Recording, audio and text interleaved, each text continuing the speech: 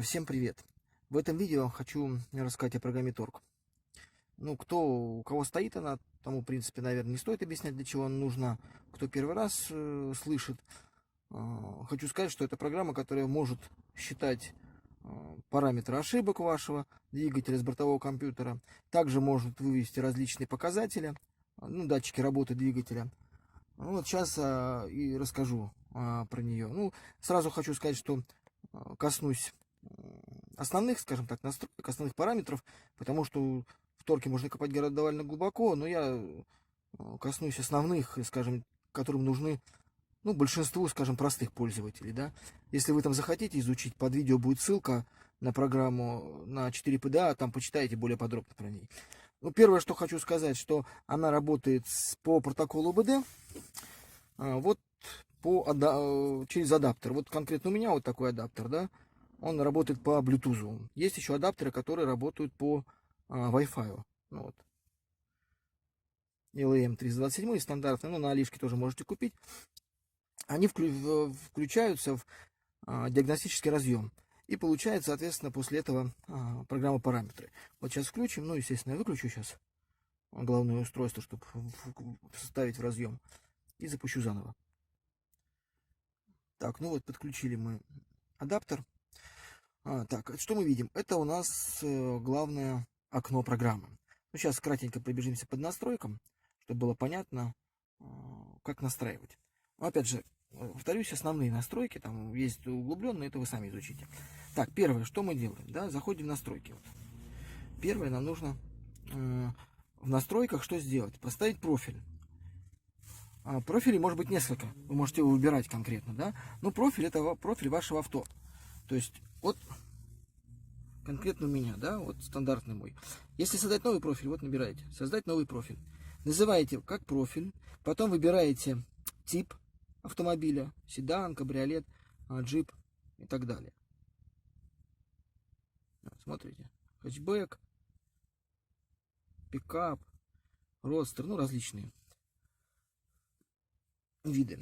Дальше вы пишете объем двигателя, ну, это ваш объем двигателя по паспорту. Потом пишите полную массу, ну, это с вашего ПТС-ки. Тип топлива, ну, тут есть бензин, дизель, этанол, ну, выбираете вид, который вам нужен. Для чего? Это для расхода, для подсчета расхода.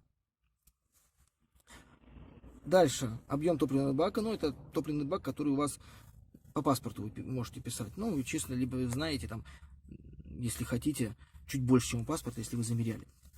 Ну, текущий уровень топлива изначально не надо вам ставить, он потом сам определит. Максимальное значение тахометра, это имеется в виду последнее значение, которое указано на вашем тахометре. Ну, сколько, например, там 7000, 8000, 9, там у кого-то 6. Забиваете сюда. Дальше стоимость топлива, это что имеется в виду? Это сколько стоит сейчас топливо, по которому вы заправляетесь. Единицы это не пишутся, рубли, доллары, неважно. Здесь безразмерная единица. Для чего? Есть датчик, который считает стоимость вашей поездки. То есть он смотрит по расходу, по пробегу и умножает вот на это показание. То есть вы будете понимать, сколько будет стоить в безымянных единицах ваша поездка куда-то. Видите, даже написано, что символ валют не вводить. Дальше пробег, ну, это который у вас уже потом будет накопленный, когда вы уже будете использовать, сейчас не нужно. Ну и коррекция, это нам не надо. То есть кому-то может и надо, но лучше не заходить. У меня вот настроен профиль больше. Дальше. Это главное окошко, как я уже сказал. Сначала находим настройки самого торка. Видим основные настройки. Так, полей конфиденциальности, это, как всегда, стандартно. Показывать подсказки. Что это нужно? Это если вы куда-то тыкнетесь, да, у вас, ну, как в обычном Windows или в приложении, выводит полосочка, что и это означает. Кто только начинает, может поставить, кому не надо, может не ставить. Включить Wi-Fi синхронизацию с доступным приложением. То есть, если у вас специальное приложение только для компьютера стоит, то вы, в принципе, можете синхронизацию, типа, как вот аккаунтов, так синхронизацию данных скидывать. Но я это обычно не ставлю. Предупреждать об отключении GPS, ну, это если у вас, например, на телефоне у вас GPS отключен, у вас будет написано, что GPS отключен, включите. Для чего это нужно? Потому что торк, кроме считывания параметров с двигателя, он еще может считывать, сейчас покажу, показывать ваше движение, где вы ездили, какую среднюю скорость движения, сейчас это покажу. Так, скрыть статус бар, это имеется в виду полоска скрывает через какое-то время, если никаких изменений вы там не вводили по экрану, он убирается. Начинать с панели приборов. Это, вот мы видели главный экранчик, а есть еще панель привода, я вам покажу. Так вот, при запуске торг он может напускать либо главный экран, либо сразу панель приборов. Вот вы можете настроить, да. Один раз это когда при запуске, если вы вышли, потом выбираете куда. Либо всегда запускаете торг, он всегда будет переходить. То есть это, ну, вы сами посмотрите, либо никогда. Тогда все время будет запускаться главный экран. Но это опять вы выбираете, что вам надо. Количество экранов, это именно экранов... Так, remember, это, если он запоминает, последняя ваша открытая была. То есть вы выходили, например, с панели приборов, то, по идее, он туда должен зайти. Но здесь, видите, перевод очень хороший. Количество экранов. То есть вы можете сделать, сейчас, когда мы зайдем в панели приборов, я покажу несколько экранов. То есть на одном, например, там датчики показать, к примеру, там температура жидкости, напряжение, скорость, возможно, еще что-то. А на следующем экране, например, поставить датчики напряжения, например, на катализаторе. И поставить графики. Там будет показано, как у вас работает, например, катализатор. Вы сразу смахнули на экран и посмотрели, все ли хорошо, либо нет. Значок уведомлений, это иконка в панели будет идти. Автоповорот, это для магнитол не нужно, это больше нужно смартфонов. То есть как повернули, он автоматом будет поворачивать в соответствии с ориентацией вашего экрана, как у вас стоит. Подтверждение привязки к сетке, это когда вы настраиваете прибор, я покажу, оно будет выравнивать сетку, то есть будет выравнивать. Я это отключил, потому что я сам пальчиком двигаю, мне там больше нравится настраивать. Подтверждать выход, ну это стандартно, да, то есть запрашиваете, выходить нет, он спрашивает да или нет. Напоминать удаление адаптера, это если вы, например, во время работы вытащили этот адаптер, который я вам показывал, LM-ку, он скажет, что адаптер удален. То есть потом идет английский язык по умолчанию, если это принудительно вы сделаете. Но обычно я отключаю, то есть какая система настроена на тот язык, тот, соответственно, язык и используется. Ошибки Bluetooth, это если у вас плохой драйвер, вот этот, который мы показывали, то он будет плохо считывать параметры и, соответственно, выдаст ошибку. Ну, дальше отладчик, фикс это, скажем так, более углубленный. Я говорю, если захотите, можете покопаться более глубоко на той же ветке. Так, дальше. Темы, ну, это стандартно, да, выбираете фоновый рисунок, можете поставить из галереи. Тему можно закачать с интернета, свою тему сделать. Ну, я обычно здесь не настраиваю, мне темы не нужны. Обычно, если только фоновый рисунок, можно ставить вот из галереи. Я поставил тот экран, который у меня стоит на магнитоле, да, на стоковом лаунчере, ну, чтобы похоже было. Но плагины, это имеется в виду, чтобы вы понимали, дайте сразу покажу. Вот, плагины, это вот то, что здесь у вас изображено. Сейчас мы к ним коснемся. То есть, соответственно, вот в этой позиции вы и устанавливаете. Вот установленные плагины, да, которые стоят, видите, мы видели. А это разрешит плагина полный доступ. То есть он не только может считывать с адаптера, а, наверное, подавать еще свои команды. Но я здесь галку не ставлю, я не хочу, скажем так, залезать в мозги автомобиля без надобности, поэтому я не ставлю. В принципе, если вы используете для контроля параметров, вам это тоже не надо. Ну, единицы измерения, все понятно. Мили, либо километры, Цельсии, либо футы, килограммы. Ну, тут настройки именно, что вам надо, да. Какая там шкала часовая и так далее. То есть это единица измерений. Настройка адаптера ODB. Вот, принципиальный функция. Это тип подключения. То есть вы здесь выбираете, по какому протоколу у вас подключается адаптер. Я уже говорил, у меня Bluetooth. Соответственно, я здесь заказываю Bluetooth. Потому что есть Wi-Fi-овские адаптеры. Ну, честно говоря, Wi-Fi не очень, потому что в этот момент не можете пользоваться мобильным интернетом. Потому что если канал Wi-Fi будет включен в головном устройстве, если для автомобиля, то он интернет не будет качать. Ну и плюс Bluetooth, скажем так, не такое расстояние между адаптером и головным устройством нормально считывается. Есть еще USB. То есть, если USB разъемчик у вас, и он по проводам, тоже можете выбрать. Дальше. Выбираете Bluetooth устройство. То есть это выбираете Bluetooth устройство, которое у вас стоит, да. То есть, видите, вот где отметка ОБД, это есть протокол. Выбираете его галочкой, ставите, который вот высветится именно протоколу ОДБ. То есть ваше устройство выбираете. Дальше. Авто включить и выключить, это для главных устройств это не принципиально, но это если у вас на смартфоне стоит торг, то у вас вы когда запускаете, он включает Bluetooth, а когда выходит, выключает. Если Bluetooth был выключен, то он, соответственно, выключает его, если изначально был выключен до того момента запуска торка. Дальше пошли настройки адаптера. Тут коррекция, быстрое подключение, не считать расход, это такие более углубленные настройки. Для вас, наверное, для основных не нужно будет, наверное, скажем так, для настроек. Хотя можете, конечно, попробовать или почитать в том же интернете, говорю, вот на ссылке сделали. Дальше, это журналы, это то, что ваши журналы будут вести. Что писать, какие датчики, в какой момент. Ну, тут, понятно, журналы, они и есть журналы. Речь предупреждения, панель приборов. Панель приборов это вот то, что я вам сказал. То есть мы сейчас вернемся. Здесь можно поставить принудительный запуск торка. То есть вы, например, перезагрузили устройство. Ну, к примеру, если у вас смартфон стоит, допустим, или планшет в автомобиле, а не головное устройство, или головное устройство не в сон уходит, а все время выключается или включается при перезагрузке, то он, когда перезагрузилось, включили зажигание, он с нуля пошел грузиться, не с сна, то он загружается. Если он до этого, как в сон вошел, то он не будет, эта функция не действует, только при перезагрузке. Дальше разрешит устройство отключаться, режим сбережения, режим полета. Это все, что касается смартфонов и планшетов. То есть главных устройств это не нужно. То есть вы здесь настраиваете, что вам надо. Что он мог войти, заблокировать экран, спящий режим войти, снизить расход батареи и так далее. Дальше, речь предупреждения. Здесь вы ставите какие предупреждения. Вот у меня в одном видео было слышно, когда я показывал, по-моему, когда Dashbook плагин настраивал, и когда настройку работы самого головного устройства показывал, он мне говорил, например, да, возможно, гололедица там. Или, например, можете выставить достигнут рабочей температуры двигателя. Вот здесь вы включаете, да, чтобы он проговаривал. Дальше вы проверяете, вот встречи. Вот видите, он сказал, слышно было, ну, может быть, кому не слышно. Сейчас погромче сделаю. Достигнута рабочая температура двигателя. Вот, видите, он сказал, это у нас тест речи был, да, то есть, когда температура двигателя достигнута, он проговаривает вам нужные, скажем так, сообщения.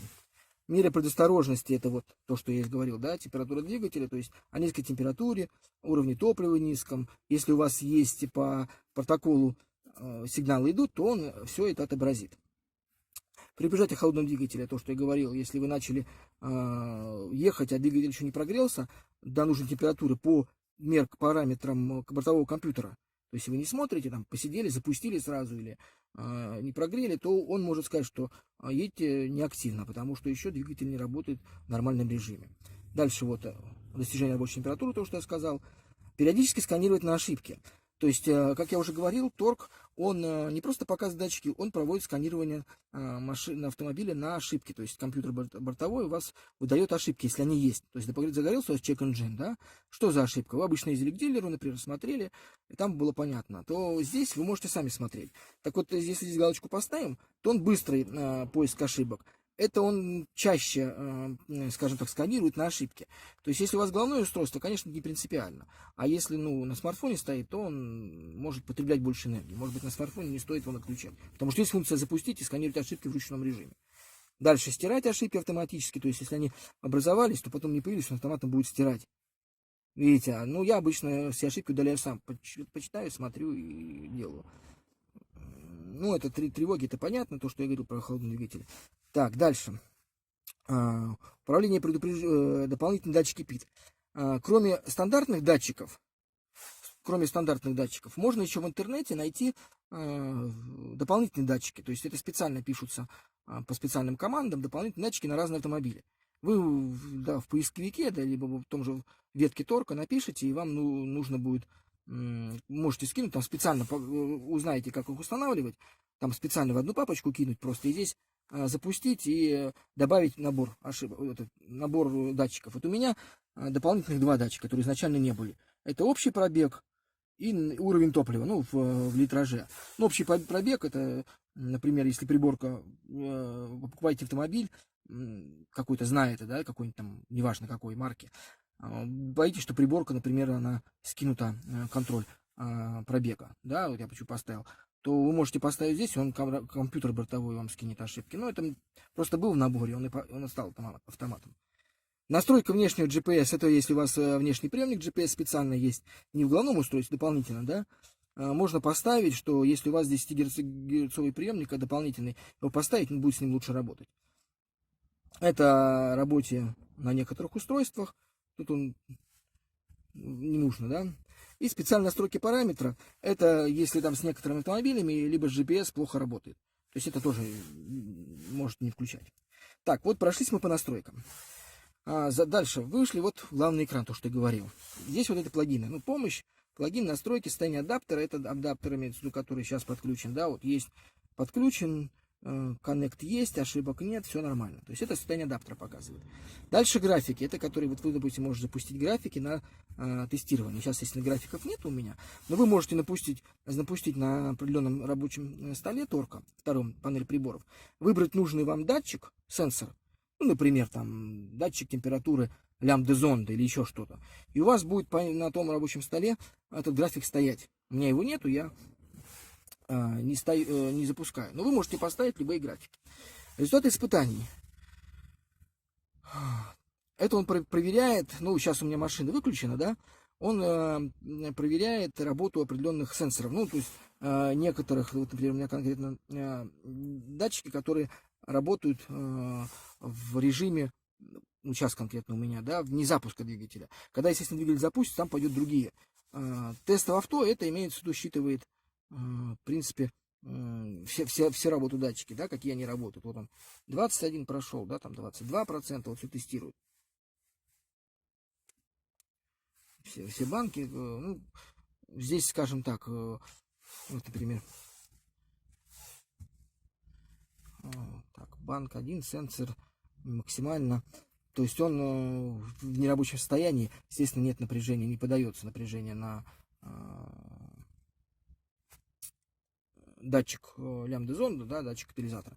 Ну, мы не будем проверять, да, это вот, видите, он все тестирует ошибки. Ну, то есть лучше, конечно, запускать в рабочем режиме, да, ну, вот эти вот считывания ошибок. А это результат испытаний, там специальные настройки, я, честно говоря, не особо не заходил.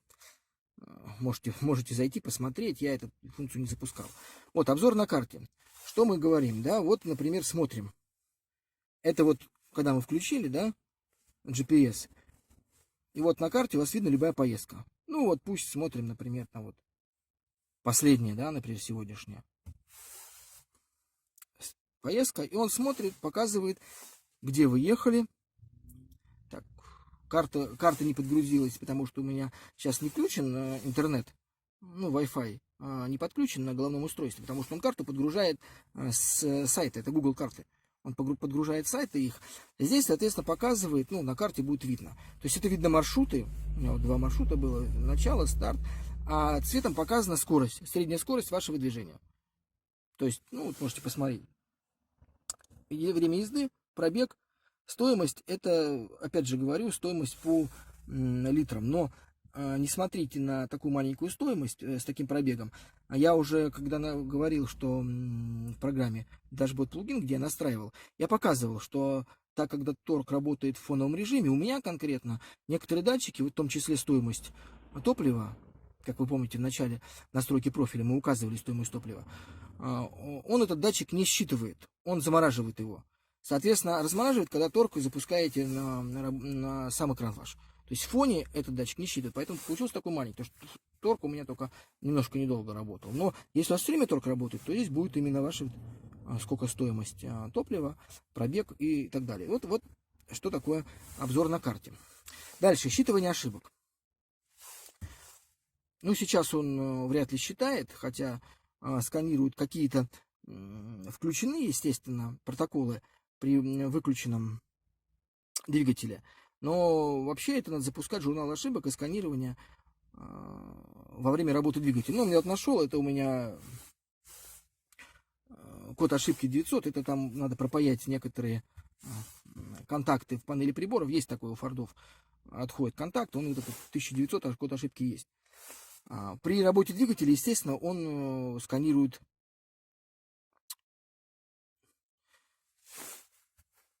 по-другому. То есть, ну, я сейчас могу, конечно, запустить, показать. Так, ну а здесь это стандартно обычно по умолчанию стоит тахометр. Вот мы запустили, да? Теперь, если считывание ошибок запустим, он просканирует, ну, эту сеть нашел, потому что она изначально была запитана, а теперь датчики с двигателя просканируют то, что у вас может не работать. Например, свеча не работает, пропуск в каком-то цилиндре, еще что-то. Ну, то, что по протоколу у вас компьютер бортовой может отдать. Ну, то, что обычно диагностируют у вас в сервисных центрах.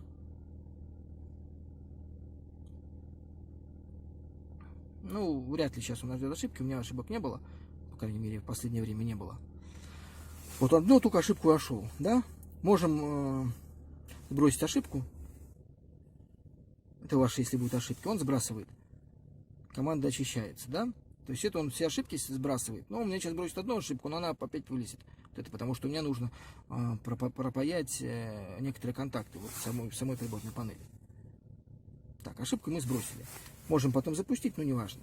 И последнее — это приборная панель. Вот на что мы как бы и изначально коснулись. То есть вы заходите в приборную панель, ну у меня здесь настроено. Видите, здесь написано GPS подключение УБУ, это датчики, GPS, профиль загружен, если машинка горит. Здесь один стол, да, ну вот я говорил, можете стол туда-сюда, можете настраивать в одну, в другую сторону. Там датчики, еще что-то. Это вот настроенный мой стол, да. Теперь смотрите, да, чтобы мы поняли, как настраивать прибор. Сейчас сделаем две панели приборов.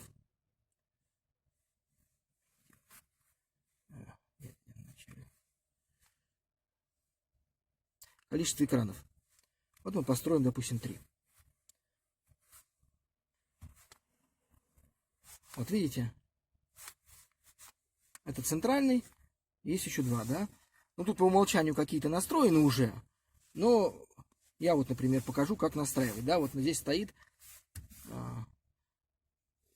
это ваш как бы рассказывается, как вам надо настроить. Ну и плюс стоит обороты.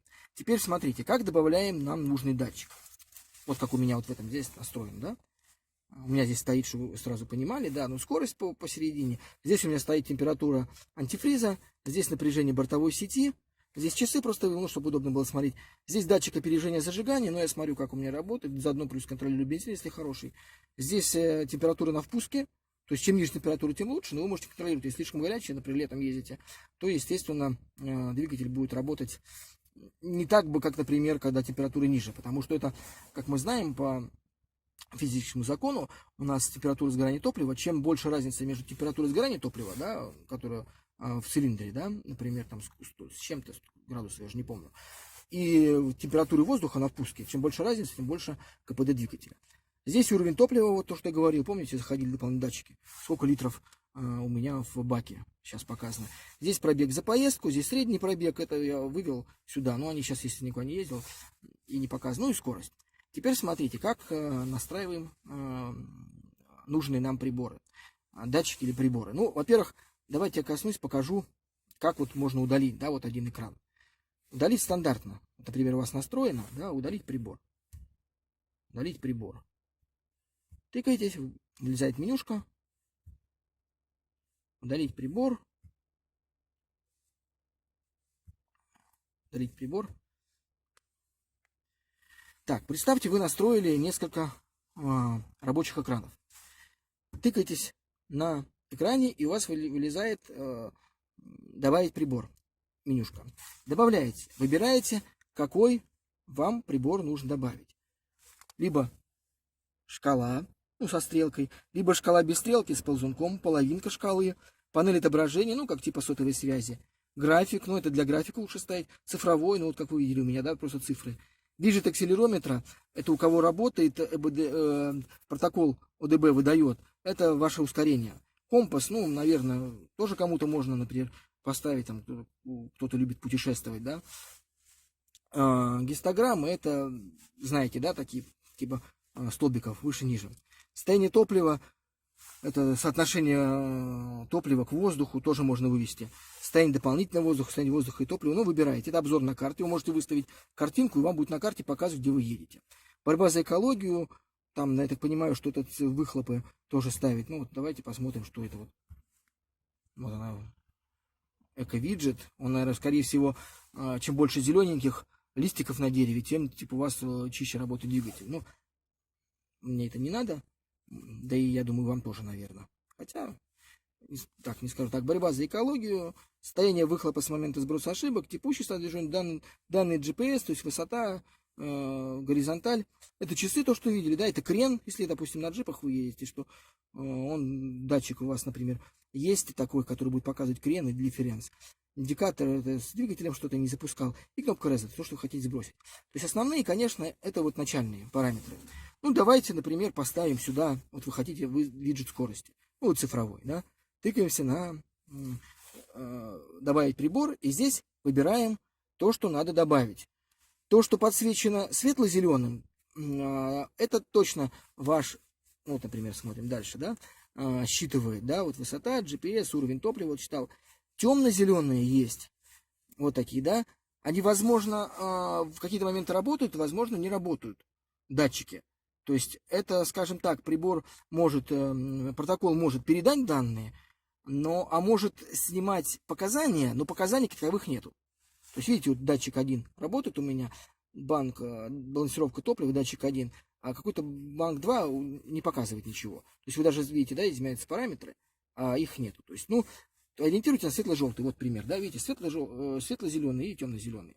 Ну, вот, например, время в пути, время в поездке, время в пути с начала поездки. Ну, здесь мы ищем нужные датчики. Здесь появятся ваши дополнительные датчики, которые мы говорили, что если вы скачаете с интернета, как вот у меня было, да, вот, видите, они появились, я вам показывал в том разделе, где они у меня? Вот они, да, вот они есть. Этих не было изначально. Они появились. Но много, большой набор типовых датчиков. То есть, ну, а естественно, если ваш автомобиль вы хотите что-то другое снять, ну, это надо поискать. Вот смотрим, да, скорость, да. Смотрим скорость. Вот. Есть скорость по GPS. Это скорость, которую выдает не адаптер, а торг грузит от самого передатчика GPS, ну, конкретно от головного устройства, либо от смартфона, либо по скорости по ОБД, то есть по протоколу снимает. Вот тыкаемся. Выбираем размер. Что такое размер? Ну, представьте, вот, например, крошечный, только сравнили. Сейчас здесь, видите, появилась сетка, то есть в этот момент вы можете сдвигать куда хотите, да, вот вы сдвинули. Сразу хочу сказать, да, если хотите переместить, тыкаетесь на этом виджете маленьком, на приборчике, да, и нажимаете переместить. У вас та же самая сеточка появляется. Вот, переместили, да. А теперь смотрите, допустим, мы добавим тот же прибор, ту же скорость. Ну, вот мы конкретно добавили маленький, да. Теперь добавляем, выбираем размер. Был крошечный, давайте так, сделаем средний и очень большой. Вот средний, да. А теперь добавим прибор очень большой, да, вот то же самое. Цифровой дисплей. Ту же скорость выбираем.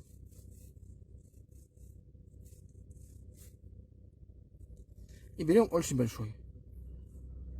Ну и перемещаем. Видите, он даже вообще занял. То есть переместить, сдвинем. И теперь перемещаем. Также переместить. Вот разница. Крошечный, средний, очень большой. То есть вы выбираете тот параметр, тот размер, который вам нравится. Ну, тот вид прибора и тот размер. Если вдруг вы неправильно выбрали, не тот тип, например, не тот размер, тыкаете, вот смотрите, наберем менюшка, да, у нас появляется, привет на Facebook, это не надо в полный экран, это только он будет вводить, настройки прибора, сейчас мы сюда зайдем, сбросить показания, ну, понятно, да, то, что у вас делать, добавить прибор, это следующий прибор, перемещаем, показывали, на передний план, когда, например, если их много, какие-то он будет закрывать, например, большой, да, наезжать на какой-то другой прибор. На задний план наоборот, соответственно, удалить прибор просто удаляете. Ну, вот, например, да, и удалим. Вот берем, например, вот этот, переместить. Вот. Теперь, как я говорил, основная интересная настроечка – это настроить прибор. Вот они. Здесь, во-первых, можете изменить название. Но это не во всех приборах есть. Какие-то есть, какие-то нет. Пишем. Скорость, например, да? Вот мы получили скорость. Нажимаем, вот, например, скорость. То, что позволяет, они будут делать. Единицы измерения, они зашиты в торке. Помните, когда выбирали мы единицы измерения? Они не меняются. Вы только меняете название самого прибора. Дальше. Например, можете задать минимальное и максимальное значение. Ну вот для скорости это не принципиально. Давайте сейчас другой. Поставим, например, температуру охлаждающей жидкости. Вот, давайте для наглядности, ну вот половинку шкалы, да, вот у меня стоит там, половинка шкалы. Выбираем температура охлаждающей жидкости. Смотрим на Т.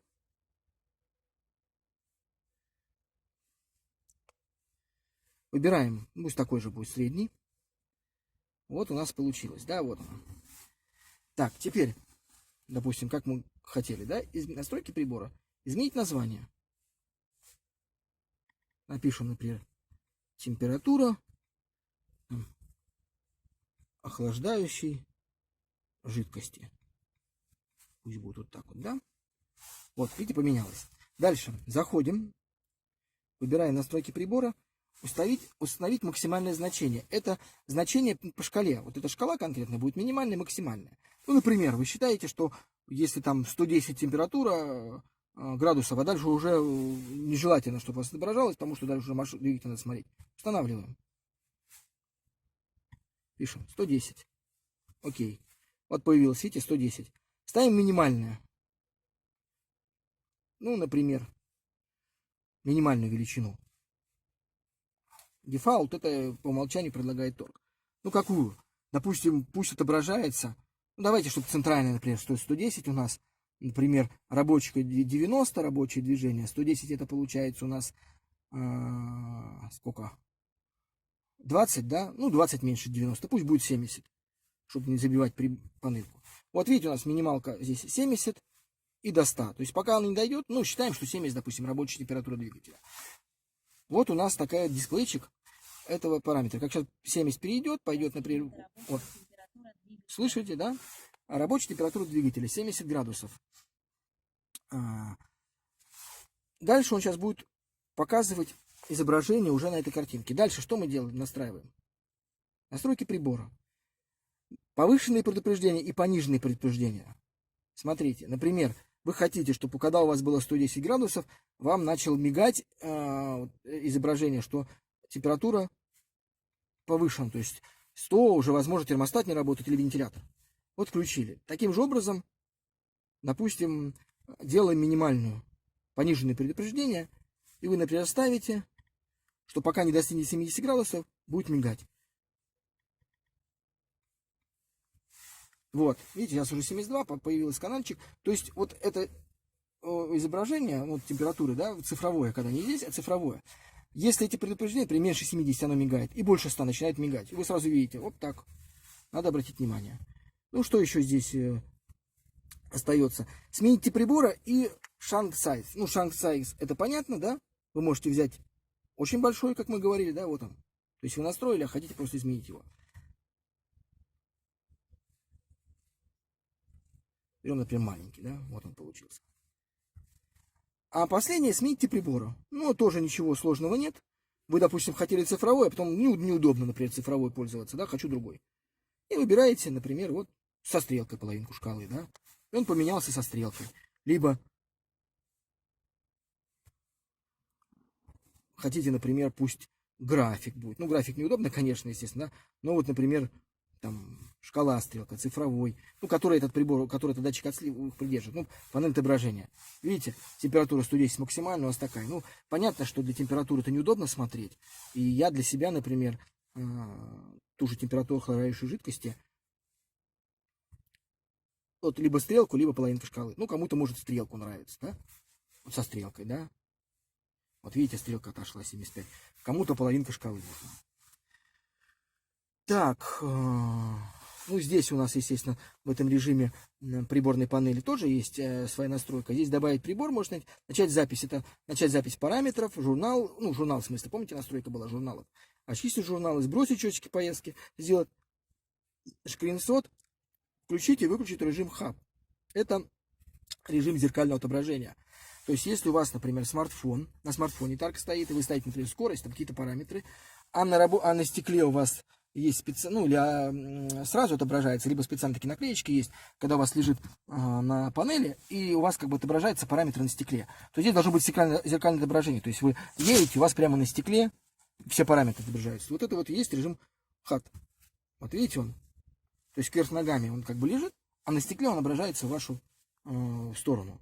То есть зеркальное отображение относительно длинной вот верхней полоски. Так, калибровка акселерометра, честно говоря, не знаю. Калибровка вашего ускорения, вы, наверное, сами там как-то можете калибровать, но я, честно говоря, не заходил. Внешняя панель приборов — это еще одно, и настройки разметки. Честно говоря, тоже не в курсе, не заходил ни разу.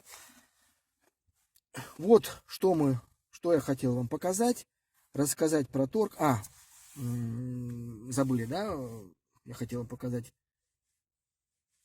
как можно настроить график, да? Вот еще прибор мы коснулись. Добавить прибор, берем, например, график и выбираете, например, ну, вы должны, конечно, знать, какой датчик у вас что отвечает. Например, температура, напряжение датчика. Вот один банк, второй банк, это напряжение. Вот у меня конкретно, например, это 2 датчика лямбда-зонта. Ну, например, вот первый берем датчик, берем там маленький, перемещаем сюда, ну где, и вы смотрите, видите, если выходит за параметры нужные, да, он, видите, в пике двигатель еще как бы холодный, значит, подгазуем.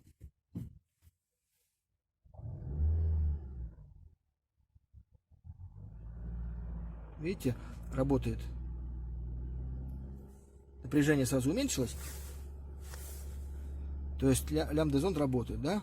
На холодном, ну, мы же знаем прекрасно, что на холодном, когда двигатель работает и на холостых оборотах выхлопов много. То есть до конца не прогоряет топливо. Ну, я не буду вдаваться в подробности, просто к чему показал, что можно поставить график. Можно поставить его другим размером. Да, например, как мы тут делали, да? Поставить, например, большой.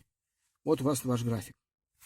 Вы поставите, может, на одном, на этом у вас приборы стоят, да, основные. А здесь у вас там 2 графика. И вы смотрите. Ну, это понятно, у вас настройка, да, например, ставим настройка приборов и, например, ставим максимальные значения. Сколько у вас там? Ну, пусть, там, не знаю, сколько там должно быть, 0,9 по датчику, я же не помню. Это вы будете машину смотреть, да? Видите, вот панель сделалась. А здесь то, что выходит за параметр. Видите, вот больше 0,6, он сразу показывает, что, видимо, может, не в порядке, не знаю. Короче, я вот это конкретно не настраивал по датчикам, еще не было, скажем так, возможности. Но вы можете настроить, тем более, если вы знаете, как настраивать. Так, ну, в принципе, все, да. Еще раз можем пройтись, ну, как показать, как ошибки считывают. Хотя, честно могу сказать, что именно торг для считывания ошибок, это для считывания основных ошибок нужен. Есть специализированные программы, работающие по протоколу, то же самое, да? По ОДБ протоколу, например, для Форда есть ForScan, да, он более подробный, там более, ну, ошибок, база ошибок там выше, да, он лучше считывает. Как бы торг, ну, для основных ошибок, например, у вас там чек загорелся, вы хотите, а что случилось, да, почему загорелся, вы хотите это знать. Ну, вот, в общем, наверное, все, что хотел рассказать по поводу программы торг. Еще раз скажу, это не очень углубленный, да, профессиональный обзор программы. То есть, если вы хотите, вы, наверное, можете узнать побольше про этой программе, тем более, если вас заинтересует. А это такая, скажем, обзорчик для новичков, либо тех, кто хочет, скажем так, понять, как работает двигатель машина, для ежедневного контроля. Всем спасибо за то, что посмотрели. Пишите в комментариях какие-то вопросы, задавайте, может, я отвечу, может быть, еще что-то нужно будет узнать. Всем пока.